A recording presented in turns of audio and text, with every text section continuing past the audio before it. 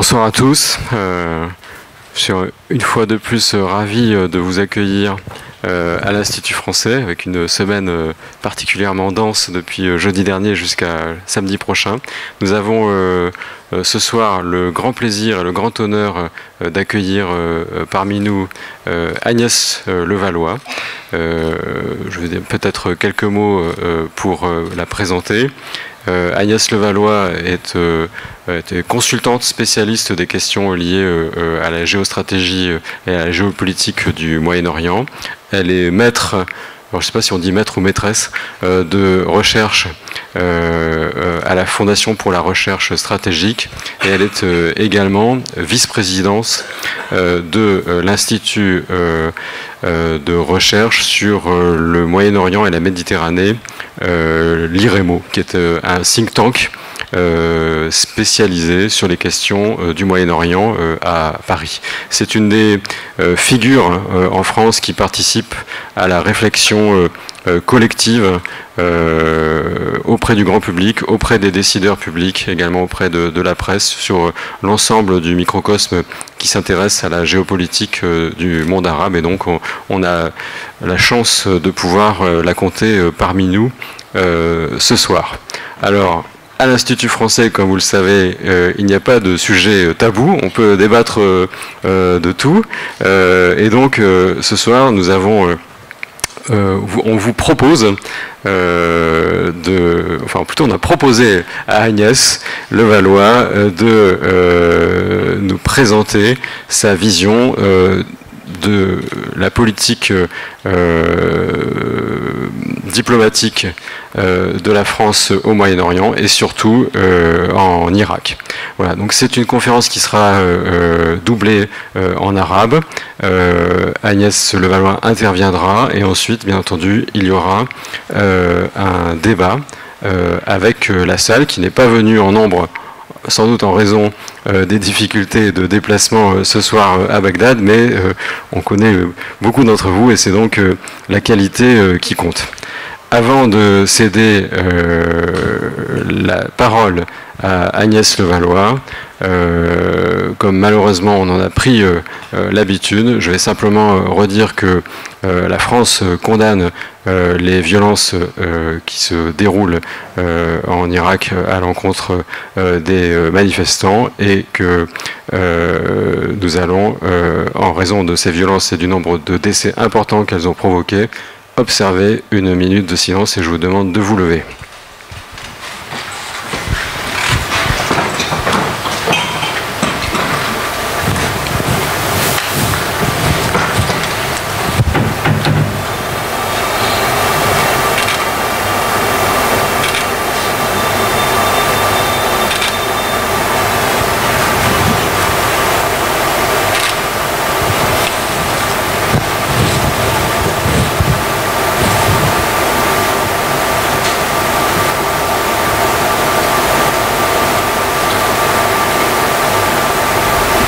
Je vous remercie. Agnès, la parole est à vous.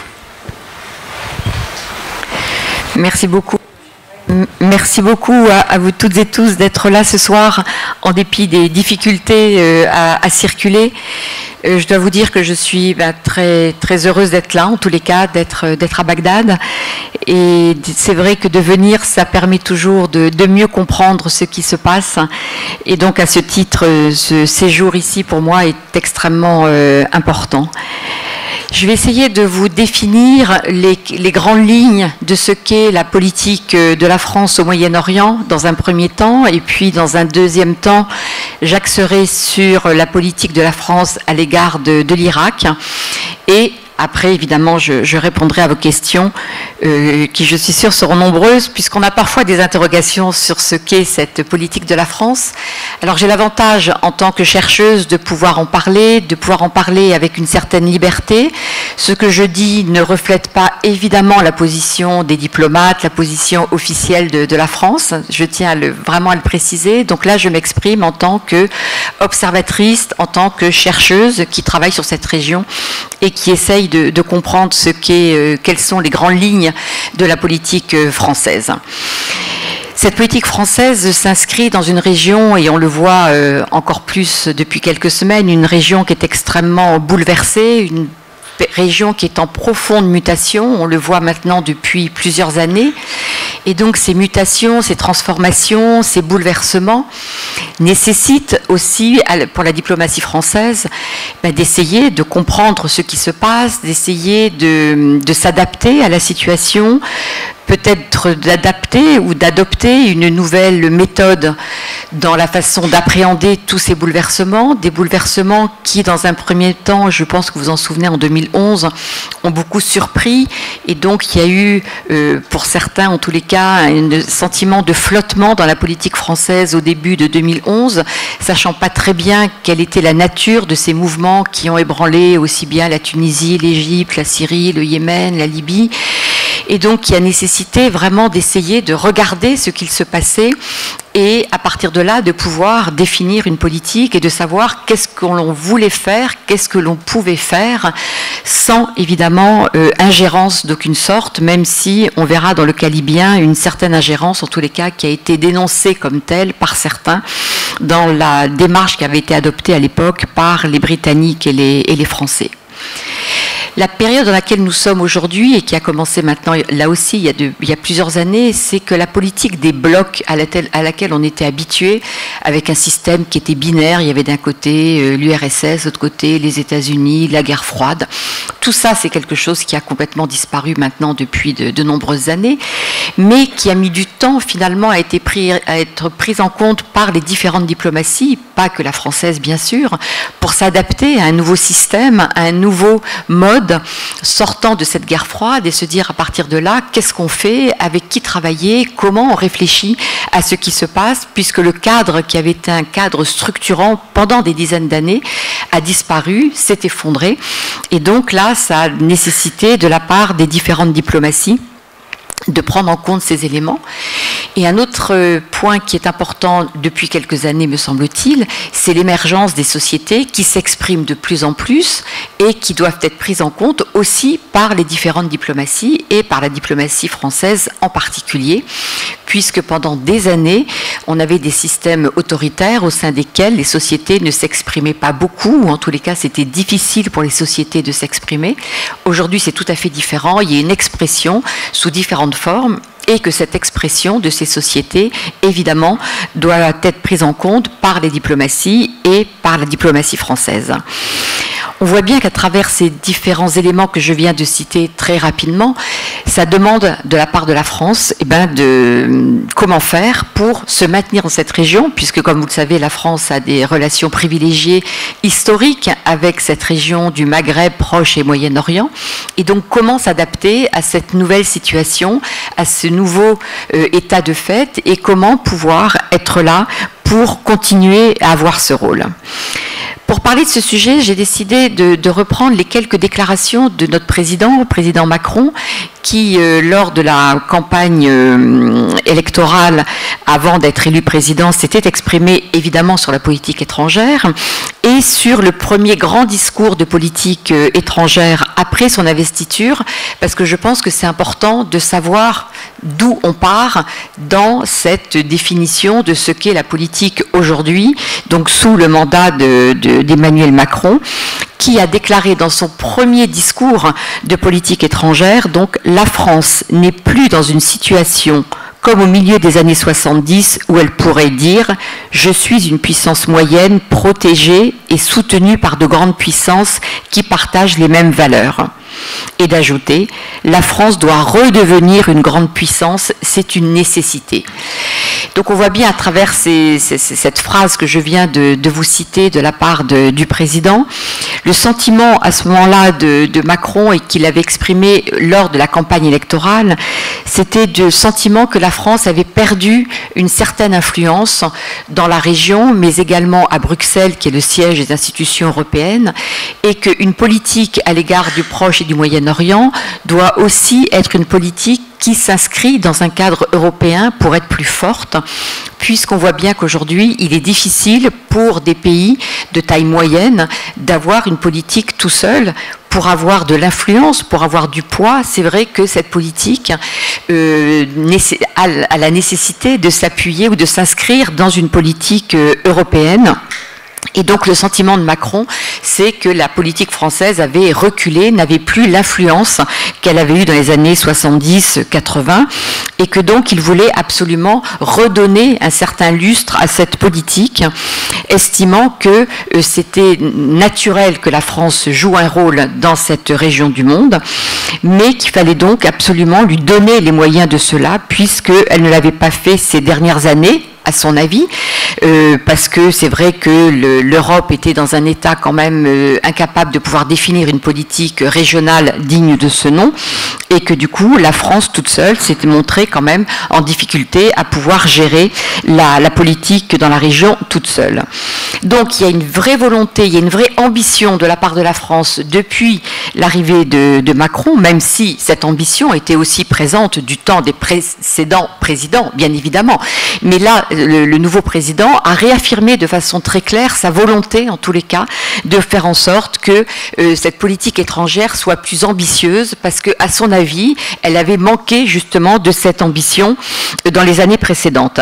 Alors là, évidemment, c'est un discours aussi qui correspond à l'expression du nouveau président, qui peut être considéré peut-être comme injuste de la part des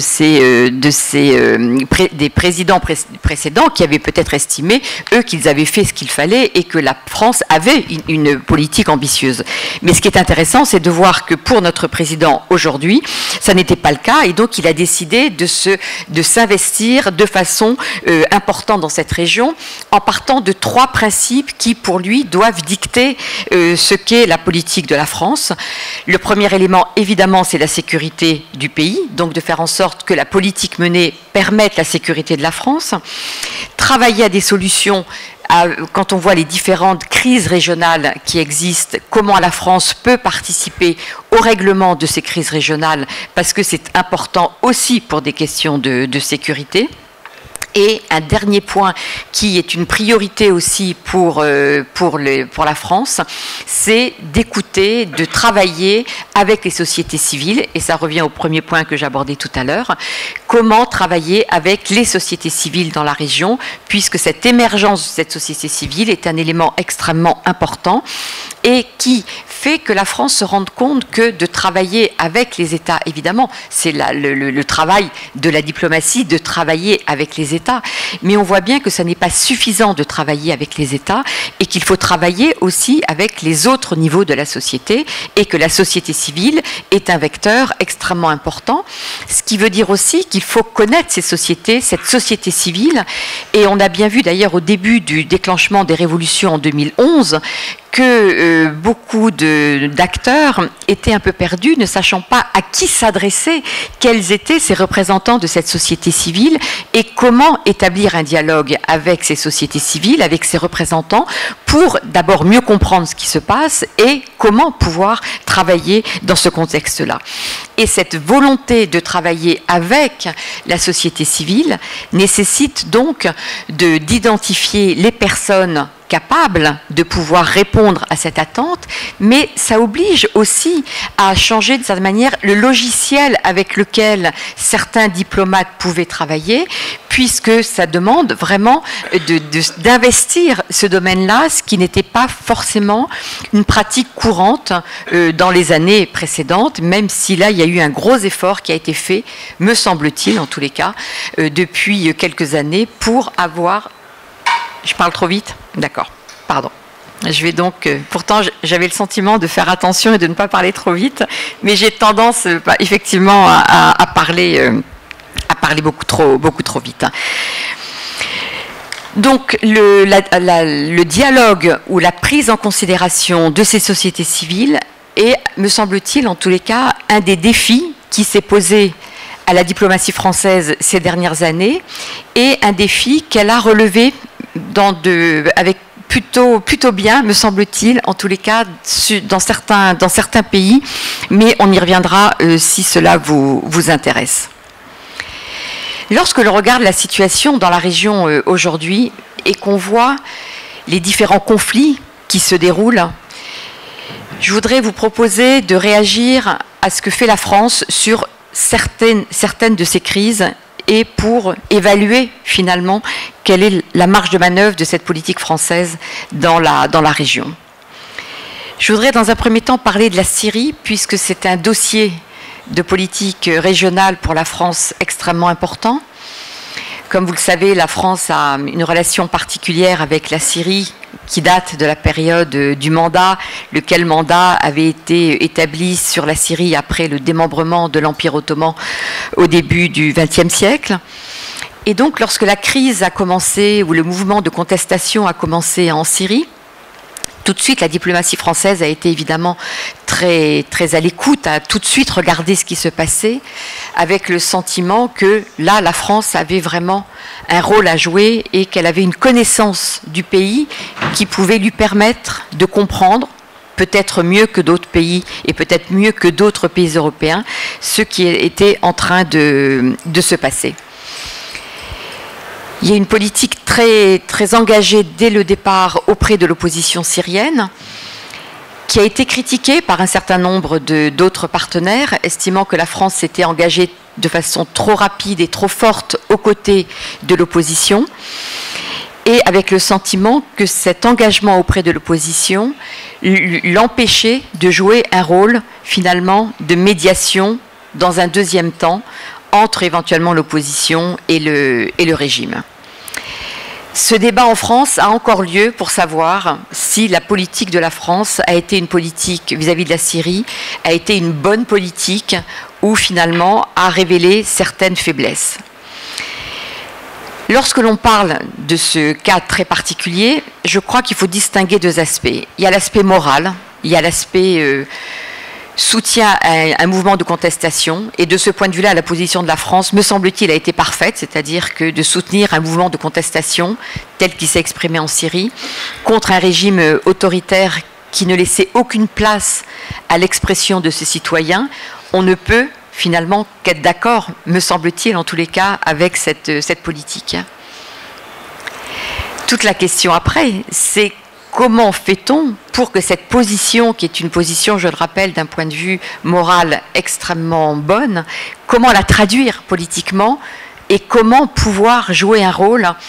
dans l'évolution de la situation pour accompagner cette prise de position et pour accompagner cette opposition si on estime effectivement que cette opposition est légitime à vouloir changer de régime en Syrie. Et c'est là qu'il y a un certain nombre d'observateurs, d'analystes en France qui sont très critiques à l'égard de la politique qui a été menée par la France, estimant que la France ne s'est pas donné les moyens d'accompagner cette opposition et qu'avec des prises de position très radicales vis-à-vis de l'autre parti, on s'était empêché d'avoir une politique et de pouvoir être efficace, si je puis dire, à l'égard de cette politique. Et de dire, si dès le départ en Syrie, on voulait vraiment peser sur l'évolution de ce conflit, on ne pouvait pas le faire tout seul et qu'il fallait dès le départ avoir une coordination ou en tous les cas au moins un dialogue, plutôt que de coordination, un dialogue très dense avec un des partenaires du régime qui est la Russie, puisque c'est la Russie qui avait beaucoup de cartes en main, même au départ de ce mouvement de contestation. Si je me suis arrêtée un peu longuement sur cet exemple syrien, c'est qu'à mon avis, il démontre complètement la difficulté pour une diplomatie entre le soutien à un mouvement de contestation, à une jeunesse qui s'est élevée en Syrie pour des raisons, et je le répète, évidemment éminemment respectables, et comment avoir un rôle politique qui permet à cette diplomatie d'être active et de pouvoir accompagner ce mouvement, puisque là encore, je le répète, il ne s'agit pas d'ingérence, mais il s'agit d'accompagner ce mouvement si ce mouvement est considéré comme évidemment légitime. Et là, c'est vrai que sur le cas syrien, on peut en parler longtemps, puisqu'on s'aperçoit aujourd'hui que la France a été d'une certaine manière mise de côté dans les négociations, que les négociations aujourd'hui ne se passent plus du tout avec la communauté internationale, elles ne se passent plus avec l'ONU, elles ne se passent plus avec l'Europe, mais que les négociations sur le futur devenir de la Syrie se passent entre Moscou, Ankara et Téhéran. Et donc là, il y a une vraie réflexion à mener à l'avenir sur ce qu'est devenu finalement cette politique de la communauté internationale, je veux dire par là de l'ONU et de l'Europe, et avec la France en particulier, qui était très intéressée et très impliquée. Et quelques années plus tard, on est complètement mis de côté au détriment de ceux qui sont actifs sur le terrain, à savoir les Russes, les Iraniens et les Turcs. Et c'est là qu'aujourd'hui se passe la négociation. L'exemple syrien est un peu, alors je vais utiliser un mot qui est peut-être un peu excessif, mais est un peu un traumatisme auprès de certains diplomates et certains analystes en France, de par l'investissement qu'il y a eu au départ et de la réalité aujourd'hui et du fait qu'aujourd'hui on se trouve mis de côté. Et si on repense au moment qui a été un tournant dans ce conflit, qui est le moment de août 2013, lorsqu'il a été question d'une intervention étrangère sous la bannière des Américains et auquel les Français devaient participer, après qu'il ait été avéré l'utilisation d'armes chimiques par le régime de Assad, on voit bien que les Américains refusant au dernier moment d'intervenir, la France seule, évidemment, ne pouvait pas intervenir, et que donc ça met en question aussi comment mener une politique efficace si on ne peut pas mener cette politique avec plusieurs partenaires, puisque étant seul, c'est extrêmement compliqué de le faire. Il y a un autre exemple qui me paraît intéressant, sur lequel je voudrais m'arrêter, mais même un peu rapidement, c'est la situation dans le Golfe, qui est aussi une des priorités aujourd'hui de la diplomatie française, avec une politique assez engagée à l'égard des pays du Golfe, avec une volonté d'être présent, et c'est le signe de la base militaire qui est à Abu Dhabi, qui a été mise en place il y a 10 ans maintenant, puisqu'on vient de fêter la 10e année de présence de cette base, et un intérêt de la France donc à être présente dans le Golfe, mais aussi un intérêt de la France, et vous l'avez peut-être suivi ces derniers mois, pour essayer de sauver l'accord sur le nucléaire iranien, puisque la France a estimé et estime encore que cet accord sur le nucléaire iranien est un gage de la stabilité régionale dans le Golfe Persique, et qu'à partir de là, il faut absolument essayer de maintenir, de sauver cet accord dans la mesure où on puisse vraiment le sauver. Et pour ça, que fait la France ? La France, elle a un principe, et qui est réaffirmé régulièrement aujourd'hui par notre président, qui est de dire que la France doit parler avec tout le monde. S'il y a un mot aujourd'hui que l'on retrouve beaucoup lorsque l'on parle de cette diplomatie française, c'est de parler avec tous les acteurs et de ne pas se priver de parler avec des différents acteurs pour écouter ce que les uns et les autres ont à dire, mais aussi pour essayer, en cas de besoin, de jouer un rôle de médiation. Ce rôle de médiation, la France a essayé de le jouer en 2017, lorsqu'il y a eu la rupture des relations diplomatiques entre l'Arabie Saoudite, les Émirats, l'Égypte et le Qatar, où très vite la France a envoyé un ambassadeur dans la région pour essayer de parler avec ces différents pays, pour essayer de sortir de régler cette crise diplomatique au sein des pays du Golfe. Cette médiation n'a pas été très efficace, mais là je crois que c'était un exercice qui était périlleux, me semble-t-il, puisque c'est vrai que pour les pays du Conseil de coopération du Golfe, ils estiment que c'est une affaire de famille qui doit se régler en famille, et non pas une affaire qui doit être réglée par le biais d'un partenaire étranger, donc la France en l'occurrence, même si ce partenaire étranger a des intérêts et souhaite apporter sa contribution au règlement d'une crise. Donc cette volonté de parler avec tout le monde a été mise en œuvre avec un résultat, comme je viens de le dire, très mitigé, mais en tous les cas ça correspond à cette volonté de la diplomatie française de parler avec tous les acteurs, puisqu'il y a un autre point qui va avec ça, bien évidemment, c'est que la France a des intérêts aussi bien en Arabie Saoudite, dans les Émirats qu'au Qatar, et qu'à partir de là, elle ne veut pas choisir, parce qu'elle estime qu'elle n'a pas et qu'elle ne doit pas choisir, évidemment, mais c'est aussi pour une question de principe, puisqu'elle pense qu'elle doit parler avec tout le monde, et que si elle peut jouer un rôle de médiateur, tant mieux. mais c'est aussi parce que la France a ses intérêts et qu'elle veut sauvegarder ses intérêts, qui sont des intérêts d'influence, des intérêts économiques, des intérêts militaires, et que la prise en considération des intérêts dans toute diplomatie est évidemment essentielle à la définition de ce que l'on peut faire. Donc il ne s'agit pas simplement de laisser penser que la France veut être médiateur parce que ça peut apporter une amélioration. Bien sûr que c'est un point, mais il y a aussi, ça se base et ça repose aussi sur des intérêts et sur nos intérêts, ce qui est tout à fait légitime, me semble-t-il, en tous les cas, de la part de la France qui souhaite préserver ses intérêts. Cette volonté de parler avec les différents acteurs dans la région, c'est donc une volonté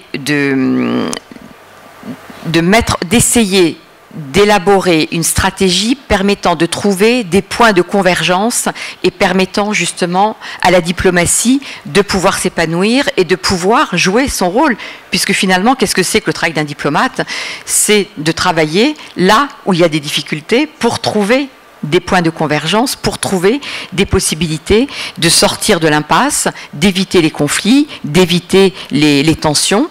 Et c'est vrai que c'est exactement ce qu'essaye de faire aujourd'hui la diplomatie française vis-à-vis, en tous les cas, de l'Iran, avec cette volonté d'essayer à tout prix de sauvegarder cet accord, même si, honnêtement, on voit bien que c'est extrêmement difficile et que la France toute seule ne peut pas n'arrive pas à des résultats très, très concluants, mais au moins, si je puis dire, il y a eu cette volonté d'essayer de faire quelque chose, et ça, c'est quand même un point, me semble-t-il, de toute façon, très, très important.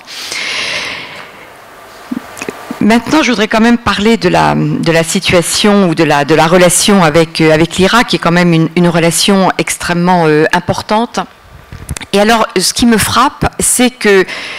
y a le sentiment que, quand on parle en France ou quand on parle ici en Irak, le sentiment, parfois, c'est que l'Irak ne fait pas partie des pays prioritaires de la France dans cette région. Et je crois qu'il faut revenir sur cette impression ou sous cette idée, puisque la France et l'Irak ont une relation bilatérale, qui est une relation très forte, et qui est une relation très forte, qui est déjà ancienne, puisque dès les années 60-70, il y avait déjà une relation importante entre ces deux pays, et même si l'Irak ne fait pas partie des pays avec lesquels il y a une relation historique de la même nature que la relation qui existe entre la France et la Syrie ou la France et le Liban,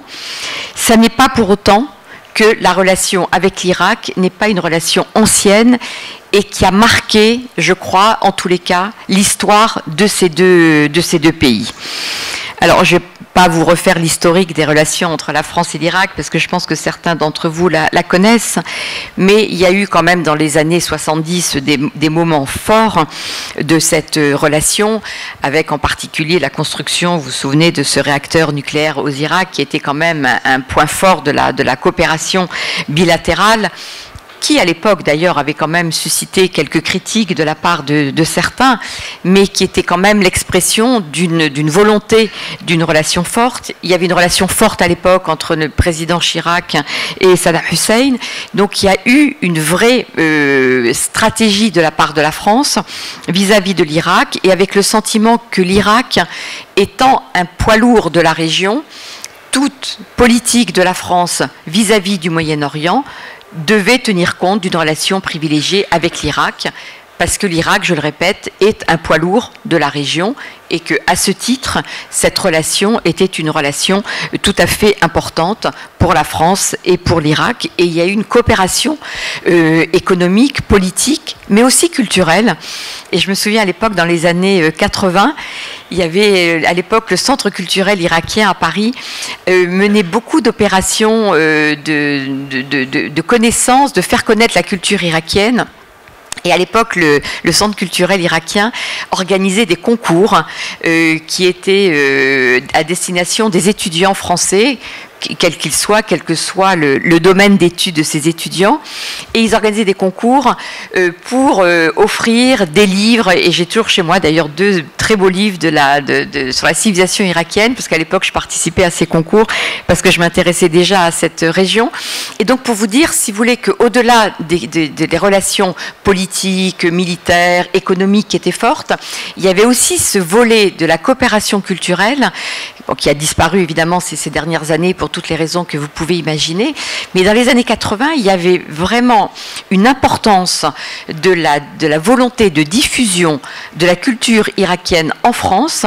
et qui a duré pendant plusieurs années et qui a vraiment marqué beaucoup à l'époque d'étudiants français, puisque l'Irak était vraiment considéré comme un pays qui, d'abord pays de culture évidemment, et pays qui, comme il ne faisait pas partie des pays avec lesquels on avait le plus de liens, qu'on avait envie de découvrir, et on se rendait compte qu'il y avait énormément de champs à explorer et de champs qui méritaient en tous les cas d'être explorés.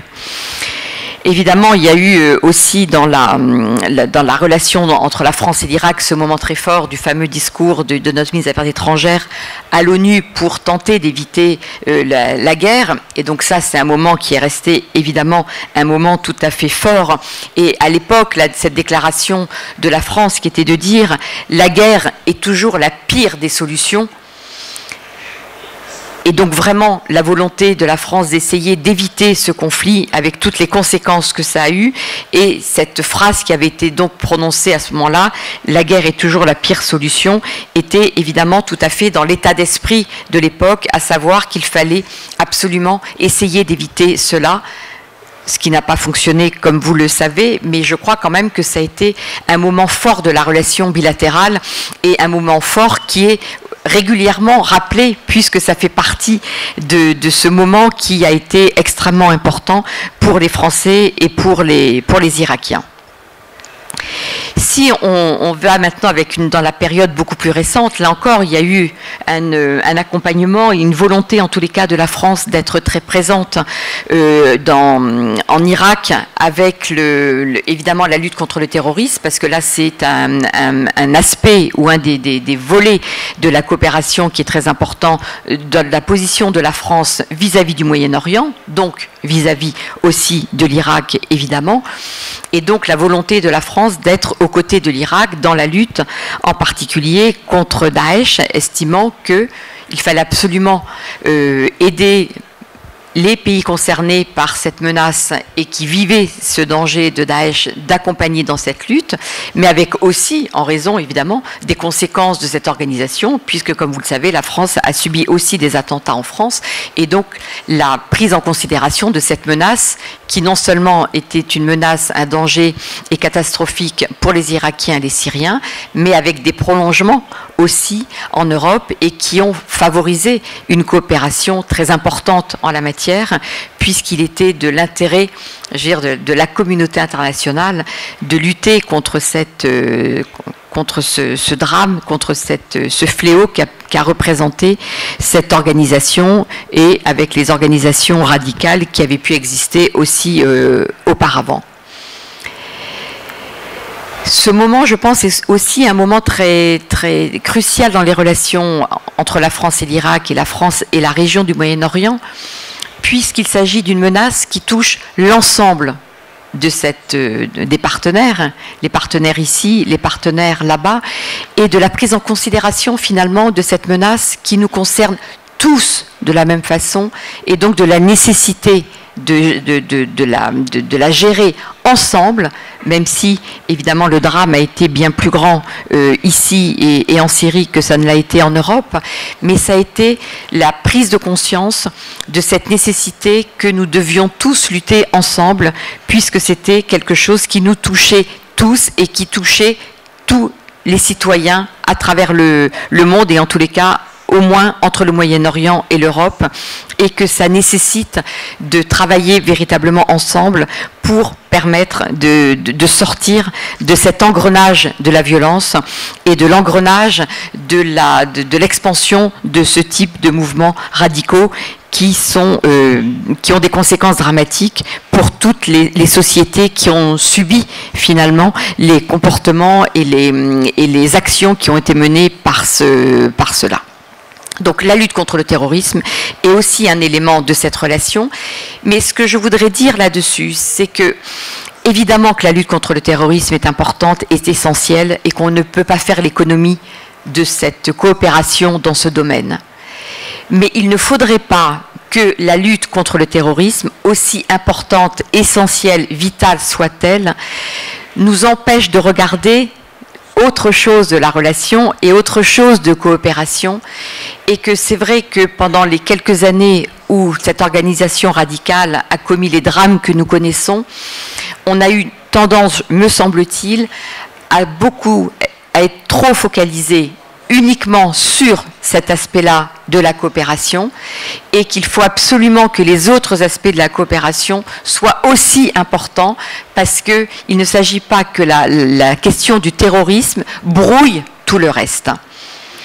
Et ça, je crois que c'est un élément important. Je ne dis pas que ça n'est pas fait, mais c'est vrai que pendant quelques années, on voyait dans les médias en France, on ne parlait que de la lutte contre le terrorisme, c'était simplement ce sujet qui était traité. Je comprends pourquoi ce sujet était traité, parce qu'il est dramatique, mais il ne faudrait pas que tous les efforts mis dans ce domaine-là, et je le répète, aussi essentiels soient-ils, fassent oublier qu'il faut absolument développer la coopération, les échanges et la connaissance dans tous les autres domaines, parce qu'ils sont aussi évidemment essentiels, ils sont aussi évidemment essentiels à notre avenir et à notre avenir commun entre le Moyen-Orient, l'Europe, entre la France et l'Irak. Et ça, c'est quelque chose qui me paraît absolument essentiel. Mais c'est vrai que ma présence ici ce soir montre que la France, en tous les cas, est très engagée dans le développement de la coopération culturelle. Et ça, c'est vraiment un axe qui me semble absolument essentiel. Et là, je salue le travail qui est fait de la part de notre diplomatie, parce que il ne s'agit pas simplement d'être gentil avec elle, mais c'est une réalité, et je trouve que c'est vraiment très, très important. Et c'est quelque chose qui doit être développé de façon beaucoup plus importante aussi de nos partenaires européens. Et je crois que là, il y a vraiment un chantier à ouvrir pour que cette coopération soit beaucoup plus importante, même si déjà il y a énormément de choses qui se font. Ce que je voudrais dire aussi, c'est que pour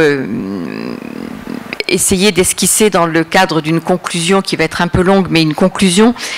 qu'est-ce qui caractérise aujourd'hui cette politique française vis-à-vis du Moyen-Orient, et plus particulièrement vis-à-vis de l'Irak? Je trouve qu'il y a un vrai réalisme politique aujourd'hui de la part de la France dans sa volonté d'être présente au Moyen-Orient, de travailler au Moyen-Orient. Et je crois vraiment que ce réalisme politique caractérise ce qu'est aujourd'hui la politique française au Moyen-Orient. Pourquoi je parle de réalisme politique? Alors ça reprend quelques-uns des aspects que j'ai déjà abordés tout à l'heure. Je crois que par exemple la volonté de sauver l'accord sur le nucléaire dont on a parlé un peu rapidement tout à l'heure fait partie de ce réalisme politique. Pourquoi je dis réalisme politique? Parce que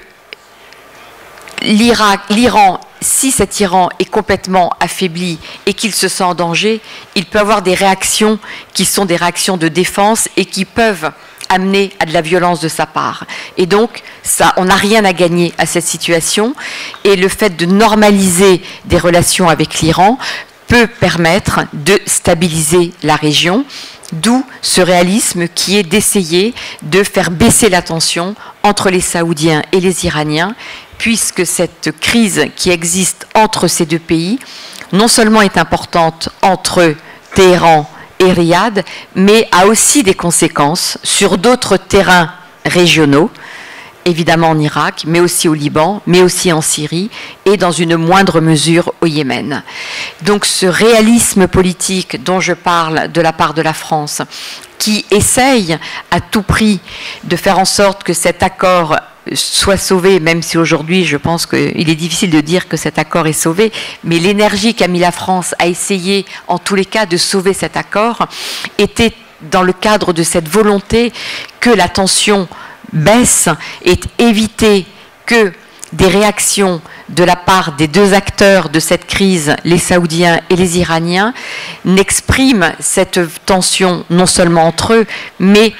d'une certaine manière, si je puis dire, se défoulent sur d'autres terrains régionaux avec des conséquences dramatiques pour ces pays qui peuvent se retrouver peut-être pris en otage dans certains cas ou de devoir subir cette influence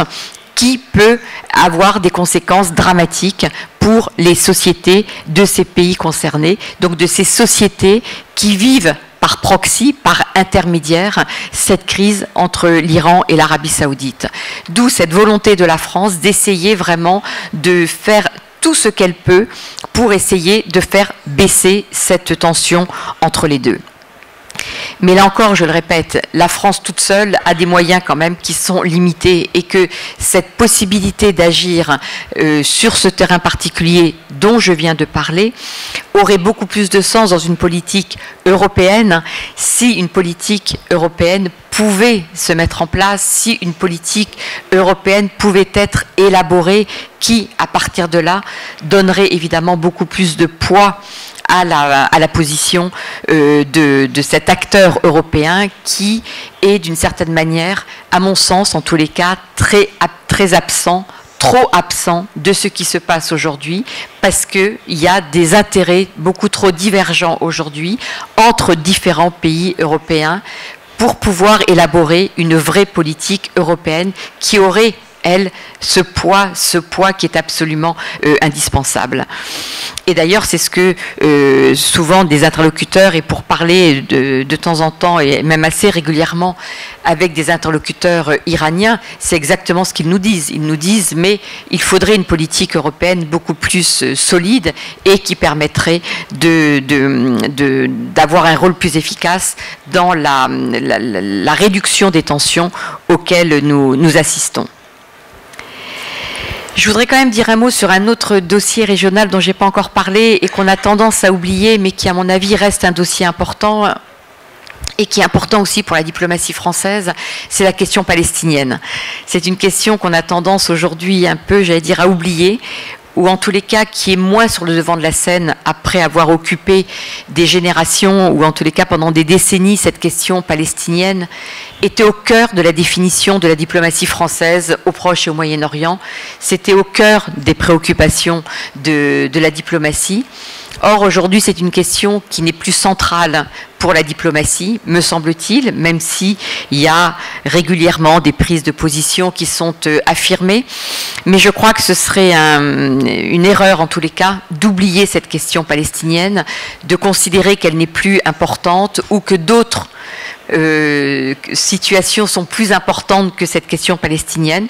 parce que je crois que la question palestinienne reste quand même une question centrale, au sens que c'est la première crise ou le premier conflit non réglé et qui a encore des conséquences aujourd'hui. Et que l'absence de règlement de cette question palestinienne est, à mon avis, porteuse de déstabilisation encore et toujours, et que là, la diplomatie française a essayé de continuer à avoir une politique vis-à-vis de cela. Il a été question à un moment que la France reconnaisse l'État palestinien. Finalement, ça n'a pas été fait. À mon regret, ça c'est vraiment mon point de vue, je pense qu'on aurait dû absolument reconnaître cet État palestinien pour faire un État de fait et essayer d'entraîner d'autres pays derrière nous. Ça n'a pas été le cas, et aujourd'hui c'est vrai qu'il y a d'autres situations qui ont pris le dessus sur cette fameuse question palestinienne, et je pense que c'est à mon sens, en tous les cas, une erreur que la diplomatie française n'ait pas été jusqu'au bout de cet engagement sur cette question palestinienne, parce que justement, la diplomatie française, pendant des années, a été un des pays qui a vraiment porté cette question en disant il faut régler à tout prix cette question palestinienne parce que c'est la matrice de beaucoup de tensions dans l'ensemble de la région. Alors quand on dit ça aujourd'hui, ça paraît un peu dépasser le sentiment que les choses ont tellement évolué que cette question n'est plus centrale, mais je tiens à le réaffirmer parce que moi je considère en tous les cas, ou je fais partie de ceux qui considèrent que cette question non résolue est quand même encore aujourd'hui importante et est encore porteuse, en tous les cas, de germes de conflits et de tensions. Donc, cette politique de la France vis-à-vis du Moyen-Orient, moi, ce qui me frappe aujourd'hui, c'est que je vois qu'un pays qui attire beaucoup d'attention et beaucoup de moyens dans tous les sens du terme de la politique française, c'est l'Irak. Et ce qui peut paraître un peu surprenant pour certains, en France en tous les cas, avec le sentiment que ça n'était pas le pays avec lequel nous avions le plus de liens, et je le répète d'un point de vue historique, aujourd'hui l'Irak occupe un rôle tout à fait significatif avec une feuille de route stratégique qui a été établie et qui démontre l'intérêt, l'importance et la volonté de la France d'être extrêmement présente aujourd'hui en Irak, et avec cette idée que l'Irak peut représenter le pivot régional de cette stratégie, avec des interrogations que l'on a aujourd'hui évidemment, mais je crois que ça c'est quelque chose d'assez nouveau finalement dans la définition de la politique française à l'égard de ce Moyen-Orient, mais qui démontre cette volonté en tous les cas de s'adapter aussi à des réalités, aux réalités que l'Irak est un pays avec un énorme potentiel, avec beaucoup de choses à faire, et que la France a tout à fait l'intention d'accompagner ce mouvement. Avec une question là pour laquelle j'ai pas de réponse parce que c'est trop récent, c'est avec ce qui se passe en ce moment, mais Jean-Noël tout à l'heure a rappelé quelle était la position officielle de la France, qui était de condamner évidemment toutes les violences qui se déroulent aujourd'hui avec le mouvement qui se déroule dans ce pays, et en même temps volonté d'être aux côtés des jeunes, de la société civile, et ça reprend ce que je disais tout à l'heure, à savoir que la France aujourd'hui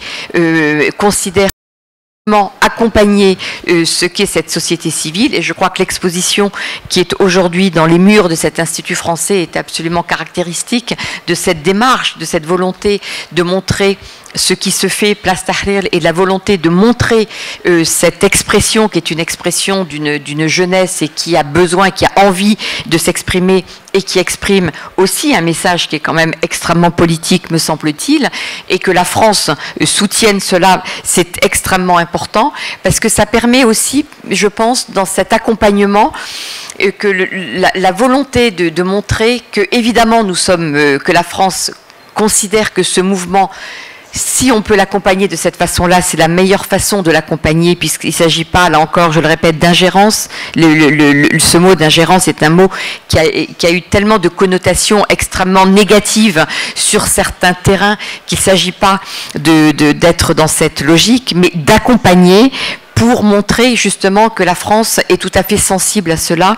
et que ça correspond à sa façon de voir aujourd'hui les choses, et que cette société civile est essentielle, et que la coopération d'État à État, évidemment, est la composante de la relation diplomatique, mais qu'on ne peut pas se cantonner à une relation d'État à État, et que la relation à travers la société civile, à travers les expressions qu'elle soit culturelle, qu'elle soit universitaire, qu'elle soit dans le monde, dans le cadre de la recherche, est une coopération qui est extrêmement importante et qui permet,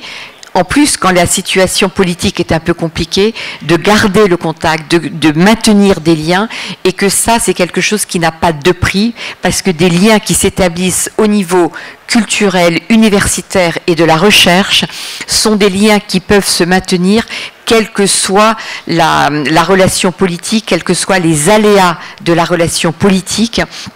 Et je crois que ça, c'est un élément essentiel, puisque si on arrive à maintenir cette relation au niveau culturel, cette relation, quand après les relations politiques redémarrent d'une façon ou d'une autre, le fait d'avoir maintenu ces liens permet une reprise beaucoup plus rapide de la relation politique, parce que ce sont les liens entre les personnes qui sont de toute façon, qui forgent une relation bilatérale, et que ça, c'est une relation à laquelle, évidemment, nous sommes très attachés dans l'ensemble de la région et qu'on essaye de maintenir dans l'ensemble de la région et en Irak en particulier. Donc, pour vraiment conclure maintenant, puisque je ne voudrais pas être trop longue et peut-être laisser le temps à la discussion, il me semble qu'aujourd'hui, on peut vraiment dire que la politique arabe et méditerranéenne doit être replacée vraiment au cœur de la diplomatie française, et que c'est ce qui est en train de se passer. Mais, et je le répète, la France doit s'inscrire dans une politique européenne, et que toute la difficulté aujourd'hui, c'est comment inscrire cette volonté, et j'irais même dire ce volontarisme aujourd'hui de la diplomatie française dans un cadre européen qui pourrait permettre de répondre aux défis qui se posent aujourd'hui à l'ensemble de la région sur la rive sud et la rive nord de la Méditerranée, à savoir ces défis qui sont des défis culturels, ça je crois que c'est très important, mais qui sont aussi des défis sécuritaires, qui sont des défis climatiques aujourd'hui. Je crois que la dimension climatique est une dimension absolument essentielle du futur de la relation que l'on peut avoir. Et donc, ce sont vraiment les axes de développement de notre politique, avec cette interrogation ou cette limite que l'on peut voir à cette politique et à cette volonté. C'est une politique, et je le répète et j'insiste là-dessus parce que ça me paraît absolument essentiel, qui ne devrait s'inscrire que dans une relation, dans un cadre européen, mais vous savez bien qu'on a les plus grandes difficultés dans cela, mais ça ne nous empêche pas en tous les cas de continuer à travailler sur une politique, et même si la politique européenne a du mal à se mettre en œuvre, ça n'empêche pas de continuer à travailler et d'essayer en tous les cas d'être au plus près des attentes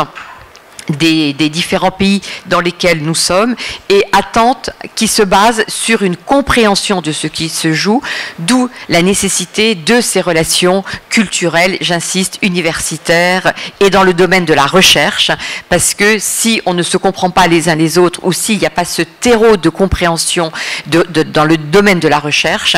évidemment, ça ne nous rendra pas aptes à pouvoir comprendre les enjeux, à comprendre les évolutions et à pouvoir apporter une réponse politique, bien sûr, mais aussi dans les autres domaines qui soient à la hauteur des attentes ici et là-bas, puisqu'il y a un intérêt et une volonté de maintenir ces relations privilégiées que l'on peut avoir, nous, Français, avec ce monde arabe, avec l'Irak, mais qui s'inscrit dans une vraie politique à l'échelle de la région, puisque vous le savez, la France a depuis très longtemps cette relation privilégiée avec cette partie du monde, et cette partie du monde à laquelle je crois que l'on peut dire que nous sommes beaucoup à être extrêmement attachés, et de vouloir tout mettre en œuvre pour maintenir cette relation et de ne pas se laisser envahir par des sujets qui pourraient la rendre plus compliquée. Donc je crois vraiment que ce point-là de cette relation entre les sociétés et entre les cultures est le point à partir duquel on peut vraiment construire ou consolider plutôt une relation politique, économique, évidemment essentielle à l'avenir des relations entre ces deux rives de la Méditerranée jusqu'à la région de l'Irak, du Golfe comprise. Je vous remercie.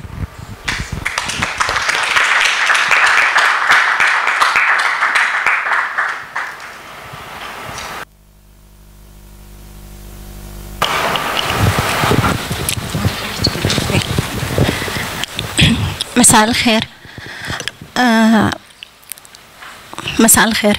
نحب أضوي على نقطة مهمة تفضلتي حضرتك بها، تحدثتي عن مطالب حاليا الحركة في العراق ومطالب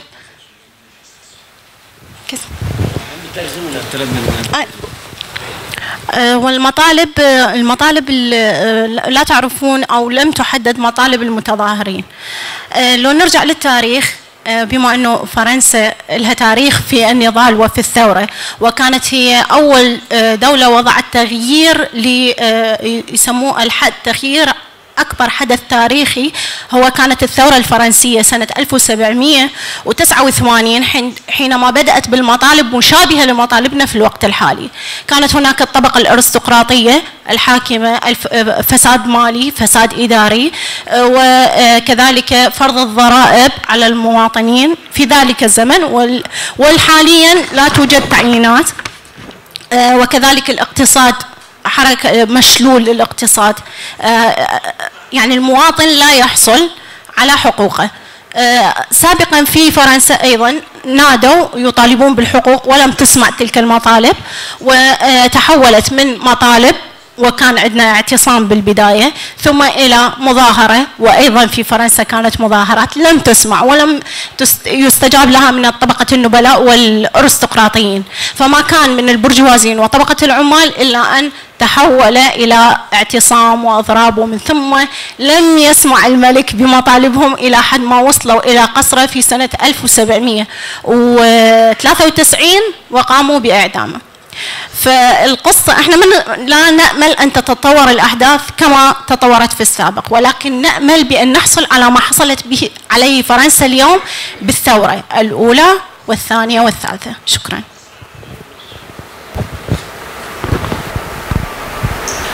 Ça n'est pas une question, donc je n'ai pas de réponse particulière à apporter, mais ce qui me frappe en tous les cas, c'est effectivement cette référence à la Révolution française et ces regards qui se tournent vers cette Révolution française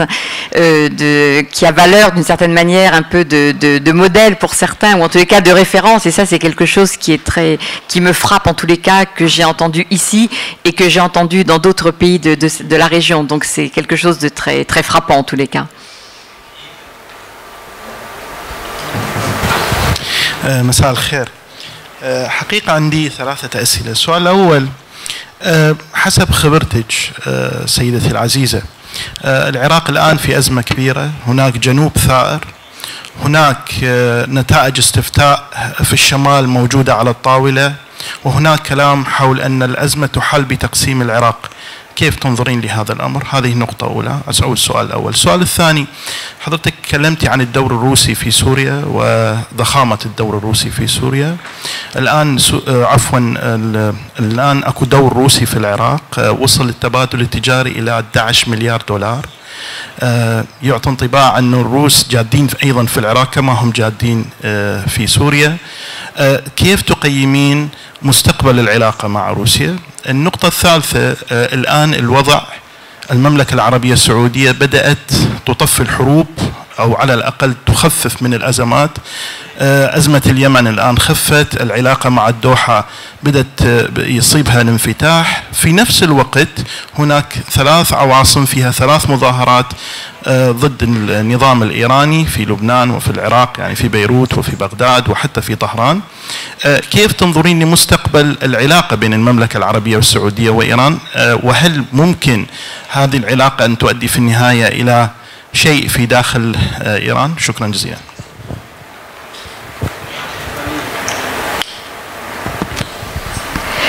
Lorsque vous parlez de la relation avec la Russie, c'est de la relation entre la Russie et l'Irak, donc... أنا أتكلم حول أن هناك دور روسي حقيقي في العراق الآن. خلال 4 سنوات وصل إلى 11 مليار دولار، وفرنسا يعني على الأقل هي ثاني دولة في دفع الأموال وأيضا محاربة الإرهاب في العراق. فيعني من تقارنين الدور الروسي والدور الفرنسي، خلال 4 سنوات دور روسي إلى ملاحظ، الدور الفرنسي صار له فترة طويلة في العراق، واللي حد هاي اللحظة لم يصل إلى الدور الروسي اللي صار خلال 4 سنوات.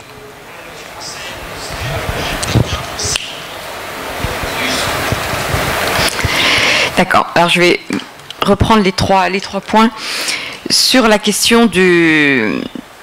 du référendum, je crois que de ce que je comprends en tous les cas, c'est qu'il y a une volonté en tous les cas de maintenir l'intégrité territoriale de l'Irak, et qu'il y a vraiment une volonté affirmée de la part en tous les cas de la France, je crois que je peux le dire, de la part de la France ou de l'Europe, c'est qu'il n'est pas question d'arriver à une partition et que la question de l'intégrité territoriale est une question extrêmement importante,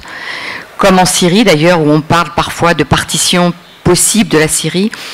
Et on voit bien que la position de la Russie, mais également de la France et des différents pays qui s'intéressent à ce que se passe dans ce pays, c'est de maintenir absolument l'intégrité territoriale de ces différents pays et de ne pas aller dans la direction de mini-États ou d'États qui seraient complètement affaiblis parce que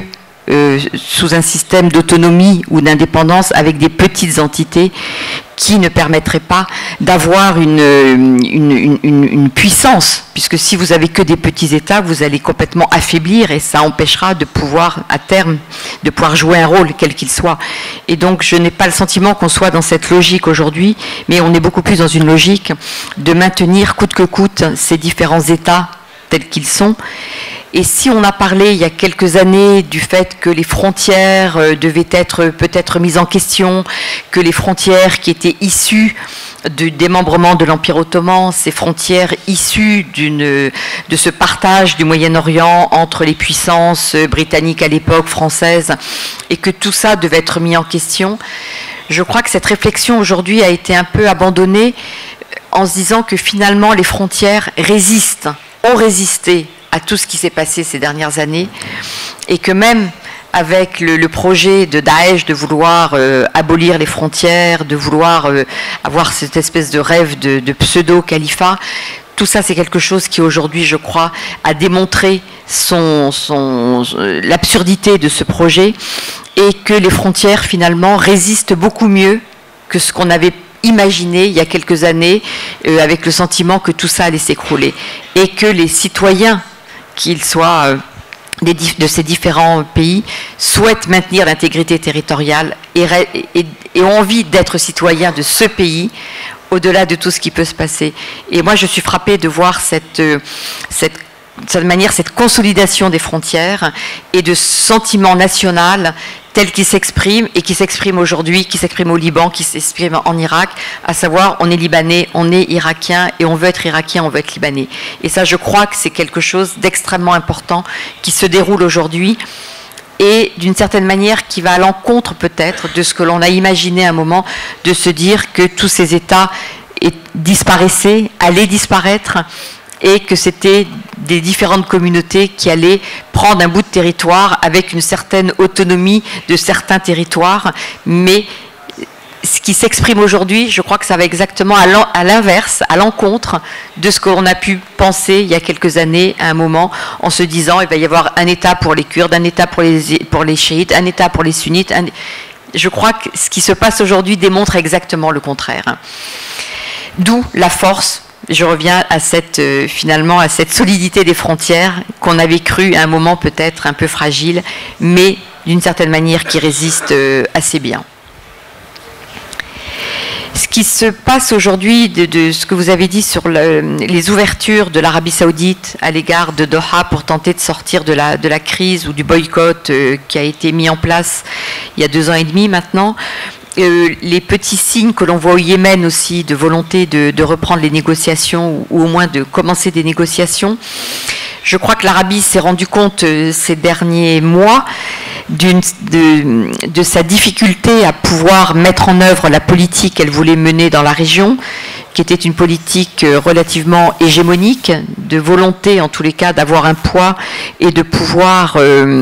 imposer ses choix aux autres pays. Elle s'aperçoit que ça ne marche pas. La guerre au Yémen, maintenant, ça fait presque 5 ans qu'elle a commencé, alors qu'à l'époque, lorsque la guerre a été lancée, Mohammed Ben Salman avait déclaré qu'en quelques jours, la question serait réglée. Presque 5 ans après, c'est un échec total. Le conflit avec le Qatar, pareil, l'Arabie et les Émirats pensaient qu'en quelques semaines, le Qatar allait accepter les conditions posées par les Riyad et Abu Dhabi. Or, le Qatar n'a pas accepté ces conditions et le Qatar s'en sort finalement très bien de cette situation. Donc, ça montre là aussi l'échec de cette stratégie qui avait été élaborée.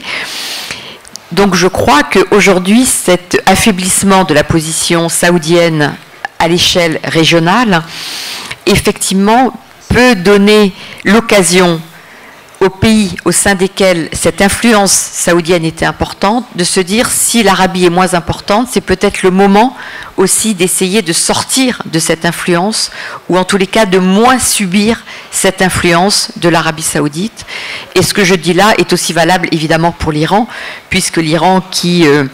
subit des sanctions économiques de la part des Américains qui sont extrêmement dures, la population qui souffre terriblement de ces sanctions et de cette situation économique, on voit bien aussi un Iran qui n'a pas les mêmes possibilités aujourd'hui d'exercer son influence sur ces fameux proxys, parce qu'elle n'a plus les mêmes ressources qu'auparavant en raison de cette situation. Donc c'est vrai que ça peut aussi affaiblir le rôle de l'Iran.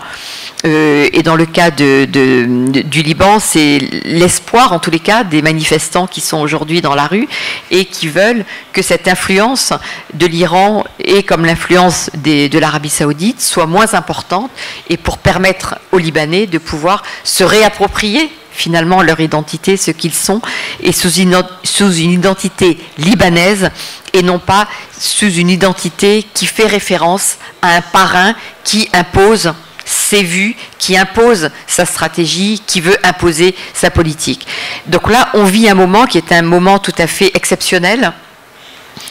Comment ça va évoluer? J'en sais rien. C'est encore trop tôt pour savoir comment les choses vont évoluer. Est-ce que ces deux pays dont on parle beaucoup, l'Iran et l'Arabie saoudite, vont se rendre compte qu'il faut qu'ils allègent la pression, quitte après à retravailler sur une influence, mais différemment, en laissant les peuples s'exprimer comme ils le souhaitent et comme ils l'expriment aujourd'hui? Est-ce qu'ils vont plutôt avoir une réaction dure de se dire on veut rien lâcher, et si on veut rien lâcher, on essaye de rester coûte que coûte par la force? Ça, honnêtement, je serais incapable de le dire aujourd'hui, mais j'ai quand même le sentiment que le relatif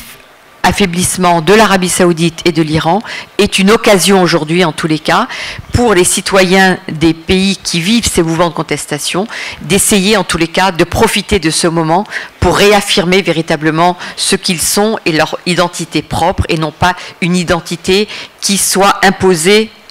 par l'extérieur, comme on a pu le voir sur les différents terrains dont on vient de parler. C'est vrai que l'acteur qui aujourd'hui ressort dans l'ensemble des pays de la région comme étant l'acteur d'une certaine manière dominant, c'est la Russie, qui fait un retour en force, si je puis dire, dans la région. Avec, là aussi, c'est peut-être un point de convergence relatif avec la France, la Russie qui parle avec tout le monde, qui a à cœur de maintenir un dialogue avec l'ensemble des parties prenantes dans cette région du monde, qui parle aussi bien avec les Saoudiens, les Iraniens, les Turcs, les Syriens et les Israéliens, n'oublions pas, et qui ont vraiment une volonté d'être un acteur incontournable et un acteur considéré comme fiable, puisque c'est un acteur qui, lorsqu'il a une relation avec un pays, ne la remet jamais en question. C'est-à-dire que lorsque l'on voit avec la Syrie, par exemple, la relation entre l'URSS déjà à l'époque et la Russie et la Syrie n'a jamais changé. L'alliance est restée la même avec la Syrie aujourd'hui, et même si parfois les Russes ne sont pas forcément contents de ce que fait Bachar el-Assad, à partir du moment où ils ont décidé d'être un allié de la Syrie, ils resteront l'allié de la Syrie, quoi qu'il arrive. Et ce que les Russes font valoir aujourd'hui dans un pays même comme l'Arabie saoudite, c'est de dire, vous avez fait alliance avec les Américains, mais regardez les Américains, ils peuvent avoir une alliance avec vous, mais si demain matin ça leur plaît plus, ils rompront l'alliance et ils vous laisseront tout seuls. Alors que nous, les Russes, on ne fera jamais ça. Et donc c'est un argument qui aujourd'hui est avancé par les Russes pour réaffirmer leur position et pour être encore plus présents dans la région au nom de la solidité de ces alliances, et en mettant en opposition ce qu'ont fait les Américains, et ils font référence évidemment lorsqu'il y a eu le déclenchement des révolutions, en particulier en Égypte, comment les Américains ont laissé tomber Hosni Moubarak, qui était quand même un de leurs alliés les plus solides dans la région, et donc les Russes mettent cet argument en avant.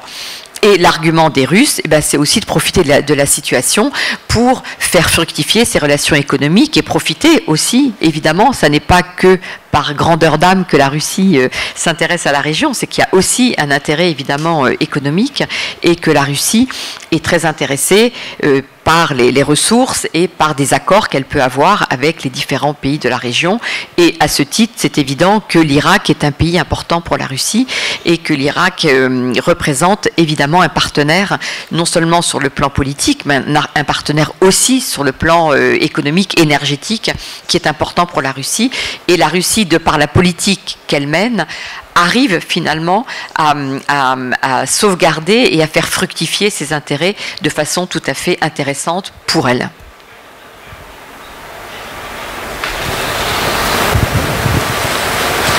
مساء الخير. معك المخرج السينمائي فرح كامل العزاوي. مساء الخير عليك وشكرا على المحاضرة القيمة سيدة ليفالو أنيس ليفالو. الحقيقة أنا سؤالي أنه يدور تعرفين العلاقة يعني المتينة والتاريخية بين العراق وفرنسا. العراق له ثقل الحضاري وله ثقل الاقتصادي وحتى قد يكون السياسي في وقت اللي كان تعامل سياسي بين العراق وفرنسا بتسليح الأسلحة. أعتقد بالآونة الأخيرة يعني بعد 2003 يعني شو نقول شحت العلاقة أو أكو ضبابية بالعلاقة بين فرنسا والعراق. يعني الدول دخلت هواية كثيرة في مثل أمريكا وإيران وقد يكون بعض دول الخليج دخلت في السياسة العراقية وبالشأن العراقي. سؤالي يكون هو يعني يدور انه ما دور فرنسا؟ دورها غير واضح. هل هي على الجانب الحياد؟ امريكا ضمن الاتحاد الاوروبي وهي ايضا ضمن الاتحاد الاوروبي. ما هو موقفها؟ شكرا.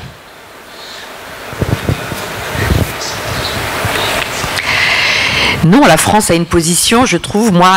assez engagée à l'égard de l'Irak. Je ne trouve pas du tout qu'on puisse dire que la France n'est pas présente et n'a pas une politique à l'égard de l'Irak.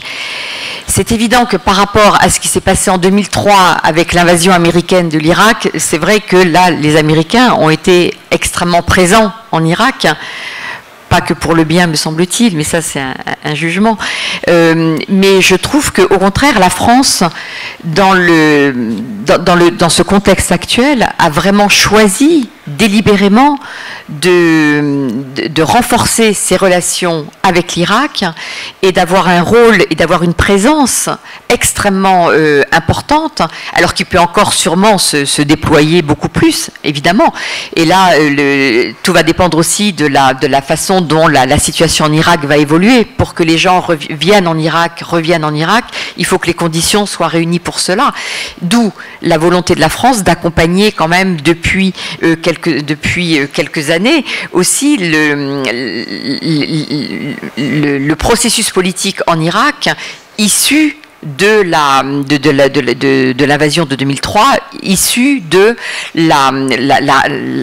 comment dirais-je, les changements radicaux qui se sont produits en Irak depuis 2003. Donc la France, à ce moment-là, n'a pas eu le rôle, effectivement, le même rôle que les États-Unis, évidemment, mais moi, ce qui me frappe en tant qu'observatrice de la politique française dans la région, c'est qu'aujourd'hui, l'Irak est considéré comme une des priorités de la politique française au Moyen-Orient et qu'il y a une volonté de déployer des moyens dans tous les sens du terme. Et regardez, cet institut français, de ce que j'ai appris, est le seul institut culturel étranger qui fonctionne à Bagdad aujourd'hui, ce qui est quand même un signe d'un intérêt et d'une volonté et d'un investissement de la part de la France qui considère que ce qui se passe ici est extrêmement important et que la France a envie d'être présente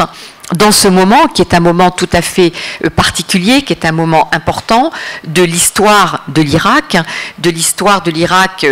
après 2003, après la lutte contre Daesh, et de dire c'est un pays important et c'est un pays important pour la diplomatie française et que la France a envie d'être là.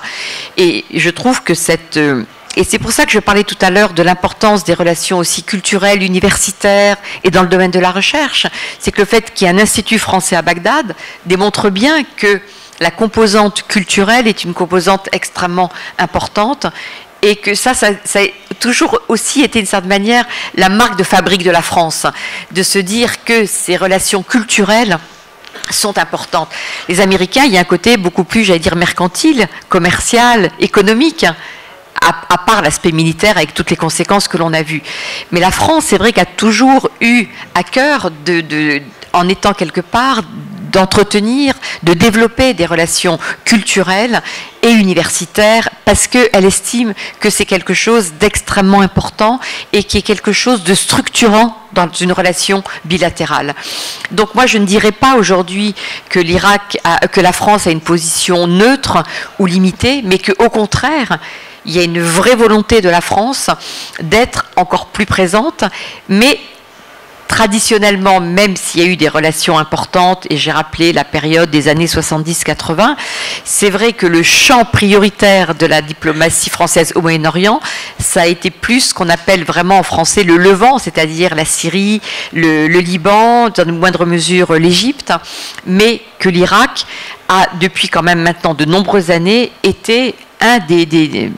des piliers de cet investissement de la France au Moyen-Orient, et encore plus maintenant depuis quelques années. Et en particulier depuis la fin, même si je ne sais pas si on peut parler de fin, mais en tous les cas, la lutte contre Daesh, là on voit depuis que globalement cette organisation radicale a été combattue, il y a une vraie volonté de la France d'être, vraiment de s'intéresser, d'être présente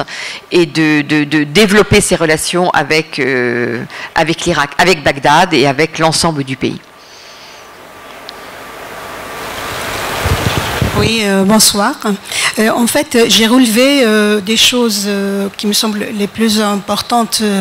dans ce que vous venez de nous parler. C'est les sociétés civiles et le fait que les relations entre les pays, surtout la France et l'Irak, se forgent à travers ou grâce aux relations entre les personnes. Et finalement, les relations de la France avec les autres pays sont toujours ont besoin des partenaires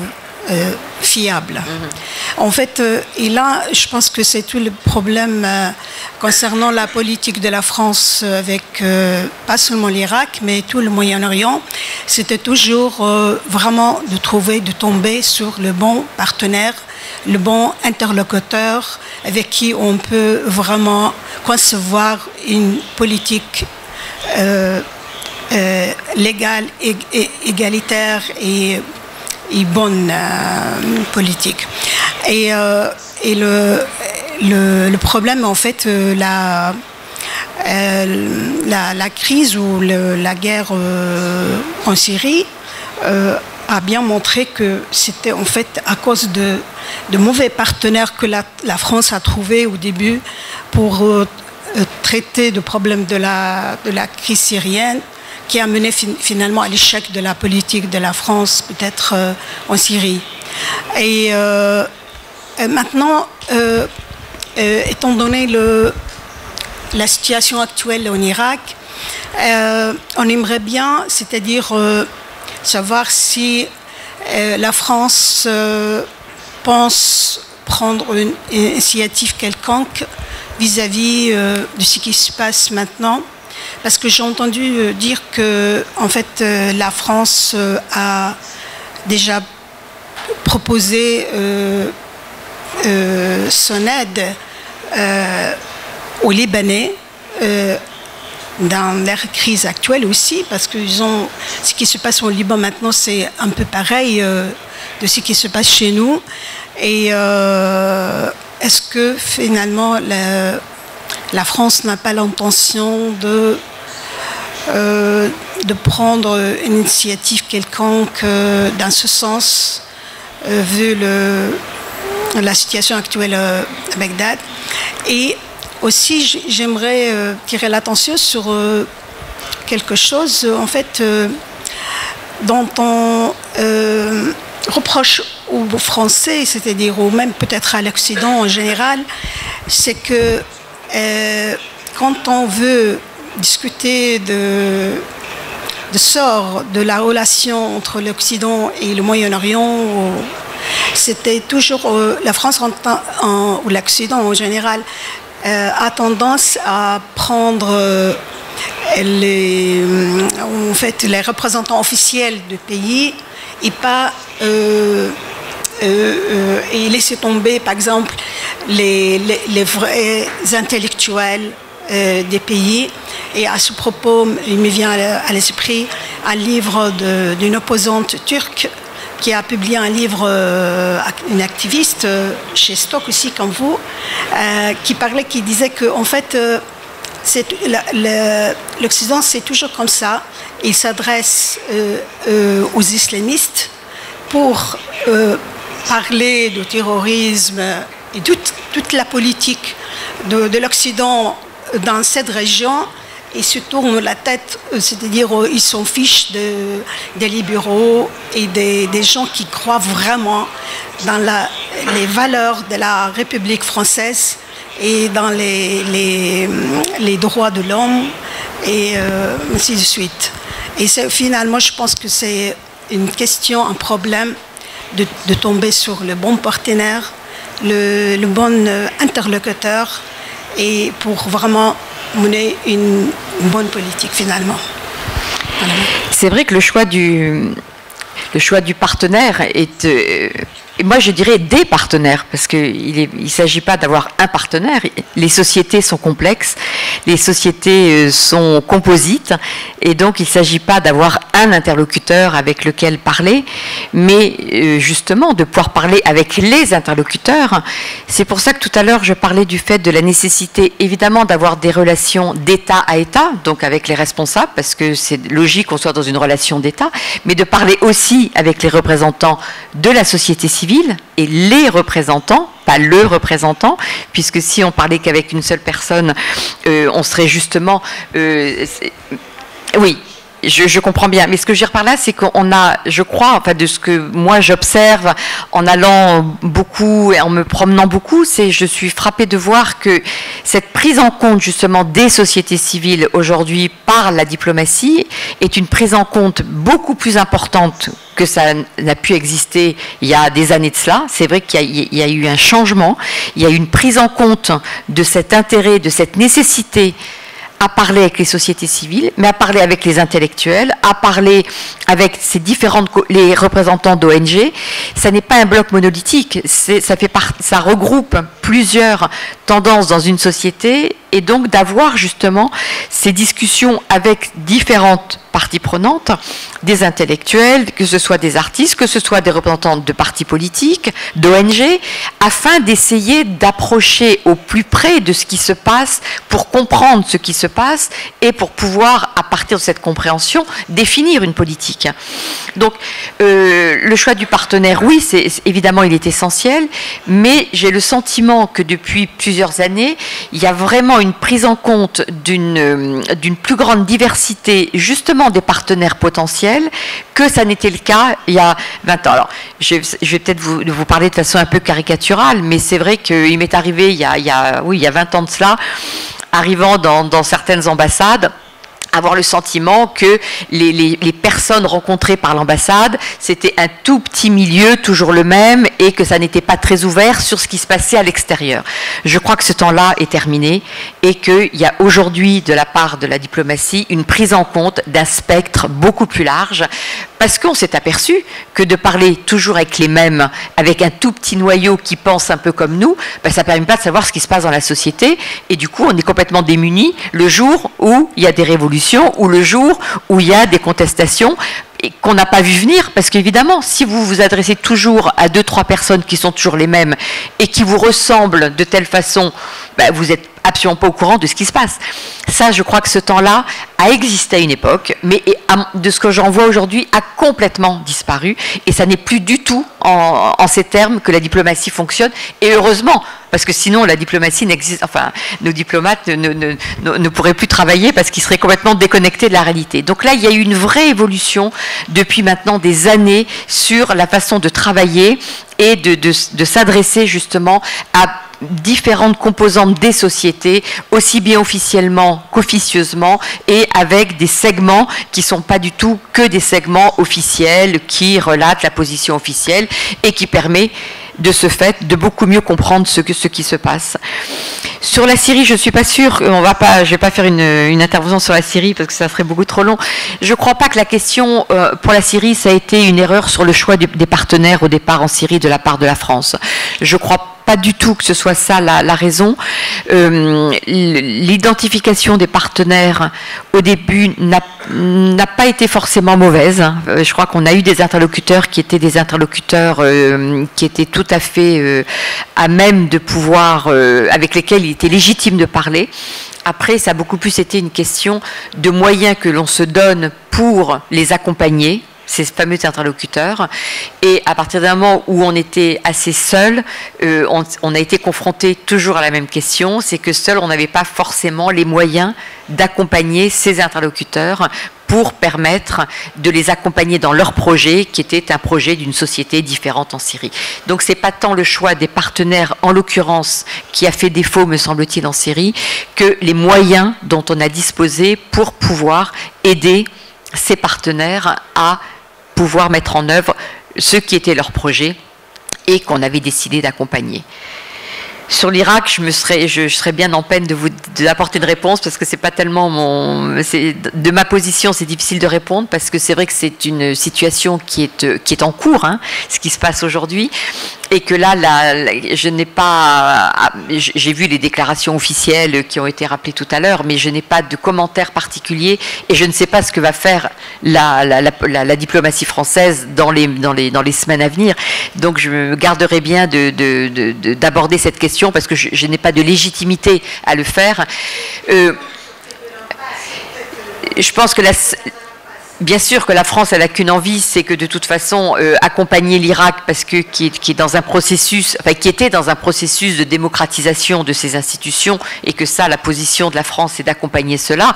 Maintenant, là, la France, elle regarde, elle observe ce qui est en train de se passer, c'est en cours. Ce que fait la France, je crois, je sais pas, le fait qu'on soit ici ce soir à parler de ce sujet, et le fait que cette exposition, pour moi, est la démonstration de ce que fait la France aujourd'hui. Après, ce qu'elle fera de plus, ou ce qu'elle fera, je suis incapable de pouvoir le dire parce que ça, c'est vraiment une décision politique et qu'il appartient à nos politiques de définir. Après, moi, je pourrais la commenter une fois qu'elle sera définie pour savoir si, à mon avis, c'est une bonne stratégie, c'est une bonne politique, ou si c'est une politique qui, à mon avis, ne permet pas d'accompagner ce mouvement et de faire en sorte d'aider à cela. Donc là, je ne serai pas dans mon rôle, en tous les cas, de dire quelque chose en la matière. Je pourrais le commenter plus tard. Je peux le transmettre, absolument. Absolument, ça oui. Vous savez, moi, ce que je remarque aujourd'hui, c'est que ce qui se passe en Irak dans les toutes premières semaines n'a pas été beaucoup couvert par la presse en France, parce qu'il a fallu le temps que les journalistes viennent ici pour comprendre, regarder. Et aujourd'hui, il commence à y avoir beaucoup d'articles et beaucoup d'intérêt pour ce qui se passe en Irak. Et il commence à y avoir une couverture bien plus importante, parce que ça y est, les journalistes ont pris le temps de venir pour essayer de comprendre eux-mêmes et pas simplement de commenter ce qui se passe ici de Paris, c'est pas facile quand même. Et donc il faut qu'ils viennent, et c'est ce qu'ils ont fait, et c'est ce qu'ils sont en train de faire. Et donc je pense qu'il va y avoir dans les jours à venir une couverture qui va être de plus en plus importante, parce que d'abord tout le monde mesure l'importance de ce qui se passe, et avec plus de moyens maintenant de comprendre, parce qu'il y a eu cette démarche de venir ici.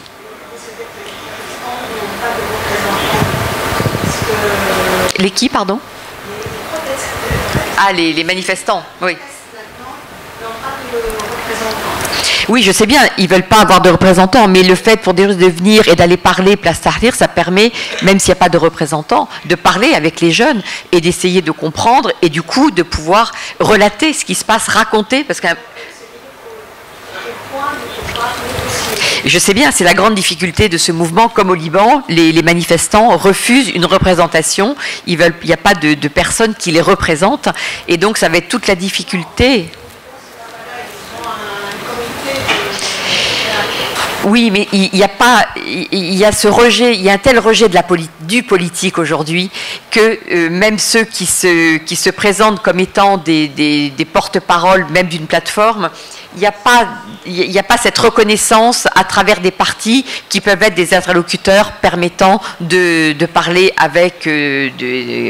des personnes ou avec des gouvernements éventuellement. C'est bien la difficulté de ces mouvements auxquels nous assistons aujourd'hui. Oui. السلام عليكم. شكرا سيدة أنيس ليفالو على هذه المحاضرة القيمة الشاملة الجامعة عن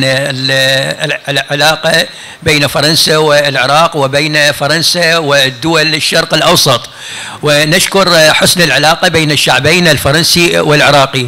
سيدة أنيس، في سبعينيات القرن الماضي عندما زار الرئيس السابق صدام حسين إلى فرنسا وأقام علاقات جيدة مع فرنسا، وخصوصا في عهد الراحل جاك شيراك، وتعرفين عندما ذهب صدام معه عمال السمك وأقام وليمة كبيرة في باريس لشرف الرئيس الراحل جاك شيراك، وأقام علاقات ثقافية وتجارية واقتصادية وعسكرية مع الجانب الفرنسي، ومن ضمنها المفاعل النووي الذي أقيم في منطقة المدائن وكان على وشك الانتهاء. لماذا لم تمنع فرنسا يعني ومخابراتها الدولة كبرى مخابراتها بأنه تمنع إسرائيل من القيام بضربة للعراق، وتعلم هي فرنسا أن المفاعل هو للأغراض السلمية وليس للأغراض العسكرية، وكذلك لم تمنع العلماء الذين قتلوا في باريس من الموساد الإسرائيلي. هذا واحد. سيدتي، السؤال الثاني بالنسبة لفرنسا، لماذا لم تمنع المواطنين الفرنسيين من الأصول الإسلامية من الذهاب إلى تركيا وبعد ذلك الذهاب إلى سوريا للقتال إلى جانب داعش، وتعلم أنه الدواعش هم عصابة مجرمة لقتل الشعوب. سيدتي، وعندما يرجعون إلى فرنسا هل سوف تحاكمهم أو تمنعهم من الوصول إلى فرنسا؟ سيدتي، وشكرا جزيلا والسلام عليكم ورحمة الله. Vous savez, quand Israël a un projet, quel qu'il soit, il ne demande pas beaucoup l'avis d'autres pays. Et donc, quand Israël a décidé de bombarder la centrale nucléaire, je ne vois pas très bien ce que la France aurait pu faire. Et je ne pense pas qu'Israël ait demandé l'autorisation à la France de mener une telle opération. Israël défend ses intérêts, a toujours eu comme politique de défendre seule ce qu'elle estime être ses intérêts, quitte à ce que ça la mette en difficulté avec des partenaires. Mais Israël a toujours eu la même attitude.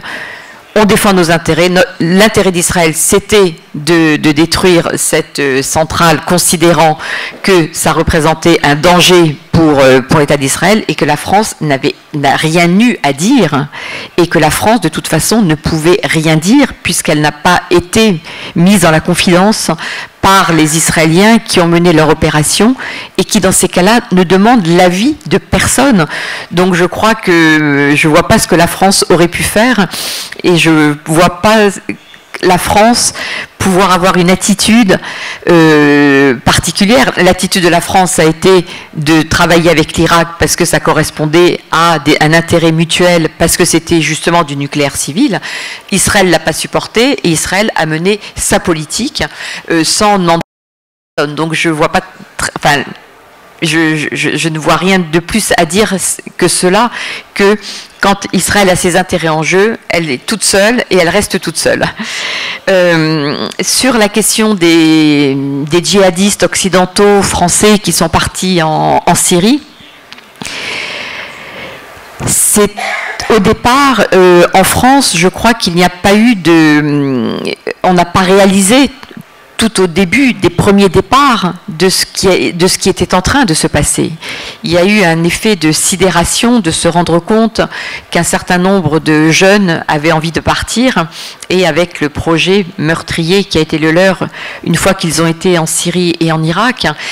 et une fois que les services de sécurité se sont rendus compte de ce qui se passait, ont pris les mesures nécessaires avec leurs partenaires, turcs en particulier, pour justement éviter que les djihadistes continue et soit arrêté en Turquie et soit renvoyé en France ou en Belgique ou dans les différents pays européens qui ont été concernés par ce sujet. Ça a été un sujet extrêmement difficile et douloureux à gérer, mais je crois qu'il y a eu évidemment, dès que la prise en compte de ce phénomène est apparue, des mesures ont été prises pour éviter que les djihadistes partent, et en tous les cas ils ont été arrêtés à plusieurs reprises et beaucoup d'entre eux ont été renvoyés au départ en France. Après, pour ceux qui étaient déjà rentrés en territoire syrien et irakien, ça a été une histoire qui a été beaucoup plus compliquée, et comme vous le savez, il y a des négociations aujourd'hui entre l'Irak et les différents pays européens concernés par cette question pour essayer de la régler au mieux des intérêts des différents pays concernés. C'est un dossier extrêmement délicat, extrêmement difficile,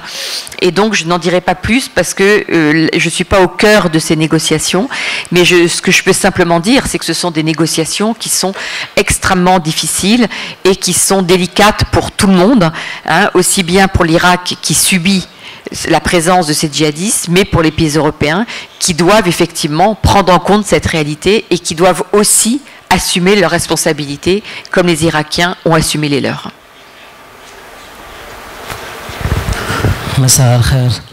علاء النداوي مؤسسة المساء نيوز. سيدتي أنا أريد أن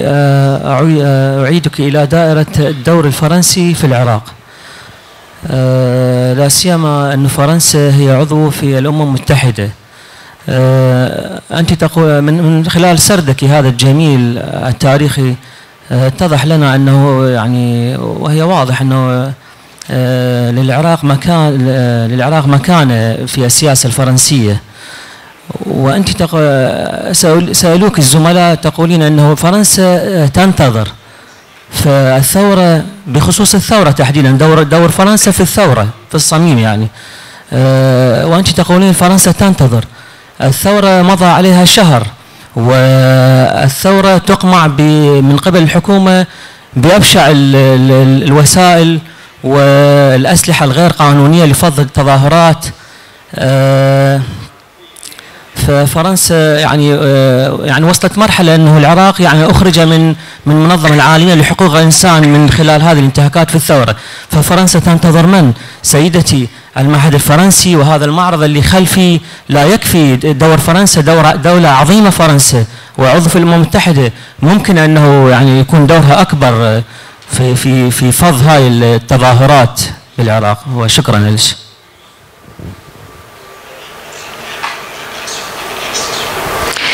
Écoutez, la France, depuis le début, de ce que j'en ai vu et de ce que j'en ai lu, depuis le début, la France condamne de façon très claire et très ferme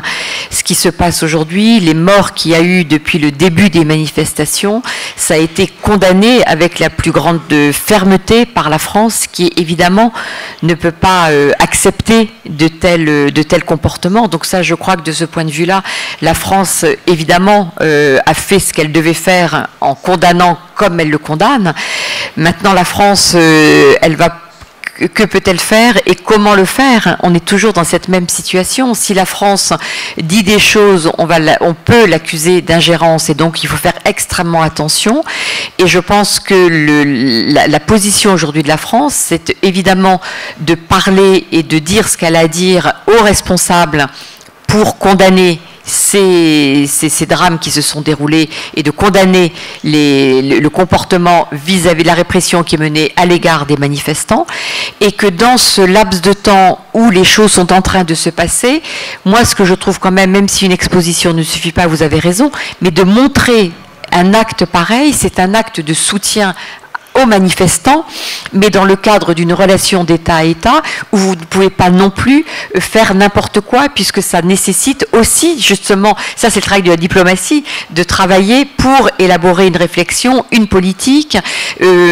et à partir de là, voir ce qu'on peut faire. Mais que peut faire la France aujourd'hui concrètement? Elle va aller place Tahrir contre les forces de l'ordre irakiennes pour dire c'est pas bien. C'est pas le rôle de la France, c'est pas le rôle d'un pays de se comporter de la sorte. Le rôle de la France, c'est de dire, c'est de condamner évidemment, et ça sans aucune hésitation de le faire. Est-ce que le moment est venu pour la France de demander une réunion du Conseil de sécurité de l'ONU pour condamner? Ça peut être effectivement une piste, puisque la France est membre du Conseil de sécurité de l'ONU. Mais j'ai le sentiment... mais là, je préférais que ce soit les diplomates qui puissent vous répondre parce qu'ils auraient peut-être plus de latitude pour savoir exactement ce que la diplomatie française compte faire. Moi, je ne suis pas diplomate, donc je ne suis pas dans les discussions, je ne suis pas dans le cœur de la réflexion qui est menée aujourd'hui par l'État français vis-à-vis de ce qui se passe. Moi, en tant qu'observatrice, ce que je vois, c'est que la condamnation et les condamnations sont régulièrement répétées de la part de la France, qui ne peut pas admettre effectivement que la répression soit menée comme elle est menée. Maintenant, j'imagine que c'est une position qui est aussi en évolution par rapport à l'évolution justement de la situation. Mais là, c'est pas moi qui peux vous répondre parce que je ne suis pas dans l'élaboration de la politique. Je suis moi une chercheuse qui regarde ce qui se passe. Imaginez des parrainages, des négociations.